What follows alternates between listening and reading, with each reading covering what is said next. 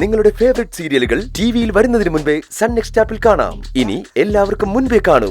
ഇപ്പോൾ തന്നെ sun next app download ചെയ്ത് സബ്സ്ക്രൈബ് ചെയ്യൂ. നമുക്ക് വേണ്ടി ഡോക്ടർ വെയിറ്റ് ചെയ്യുന്നുണ്ട്.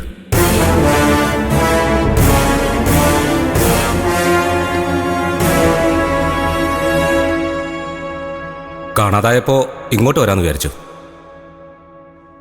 ഒബ്സർവേഷൻ പീരീഡ് കഴിഞ്ഞു. നടത്തിയ ടെസ്റ്റുകളുടെ റിസൾട്ടും വന്നു. പേഷ്യന്റ് സ്ട്രോക്കിന് തുല്യമായ ഒരു അവസ്ഥയിലാണ്.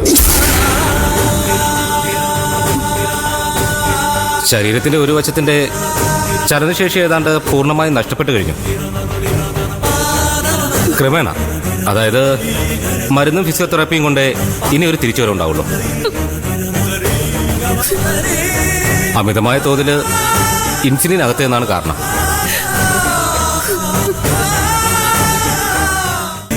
മരിക്കാതെ തിരിച്ചു കിട്ടിയത് ഭാഗ്യമാണെന്ന് വിചാരിച്ചാൽ മതി.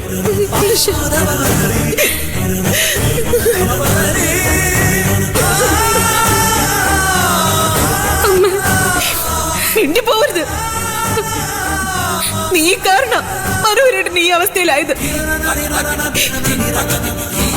ഇറങ്ങിപ്പോവാൻ എത്ര തവണ പറഞ്ഞിട്ടുണ്ട്. കേട്ടോ നീ? കേട്ടിരുന്നെങ്കിൽ ഞാനിപ്പോ ഇത് സഹിക്കേണ്ടി വരുമായിരുന്നു. അമ്മേ, ദേവിക നിരപരാധിയാ. അത് പറയാൻ നീ ആരാ? എന്റെ കുടുംബകാര്യത്തിൽ കയറി ഇടപെടാൻ നിന്നാലുണ്ടല്ലോ. ദ്രോഹിച്ച് മതിയായില്ലേ നിനക്ക്? എനിക്ക് നിന്റെ മുഖം പോലും കാണണ്ട. എവിടെയെങ്കിലും പോയി തൊലയ്. എനിക്കിപ്പോ വേണ്ടത് കുറച്ച് സ്വസ്ഥതയാ. നീ ഇവിടെ ഉണ്ടെങ്കിൽ എനിക്കത് കിട്ടില്ല.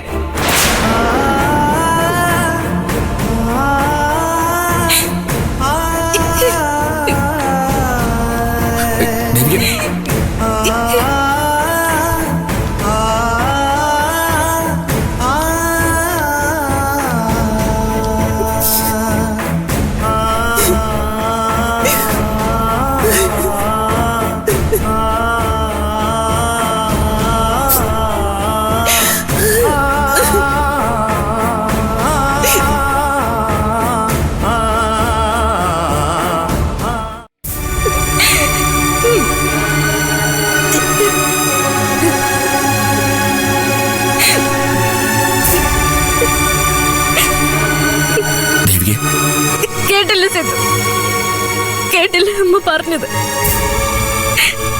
ഞാനാണോ കാരണം? ഞാനിങ്ങനെ ചെയ്യോ സിദ്ധു? എന്റെ അച്ഛനല്ലേ. പോട്ടെ, അമ്മ പറഞ്ഞതൊന്നും കാര്യമാക്കണ്ട.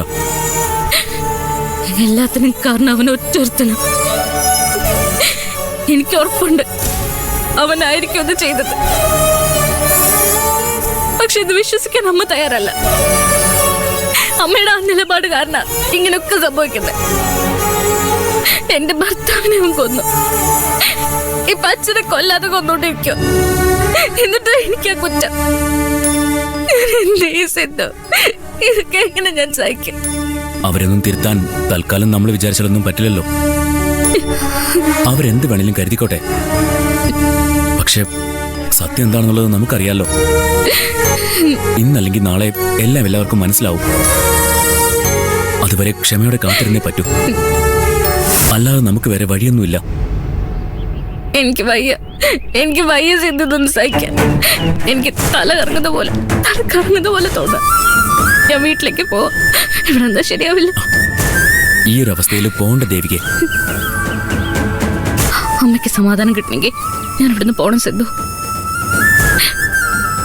സാരില്ല, എല്ലാരും സമാധാനത്തോടെ ഇരുന്നോട്ടെ.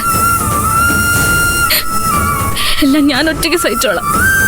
എന്നാ പിന്നെ ഞാനും കൂടി വരാം. ഞാൻ വണ്ടി കൊണ്ടുപോയി ആക്കാം. വേണ്ട സിദ്ധു, ഞാൻ തനിച്ചു വെക്കോളാം.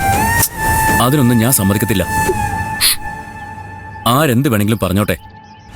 എനിക്കറിയാം ദേവിക ശരിയെന്ന്. വാ, ഞാൻ കൊണ്ടാക്കാം.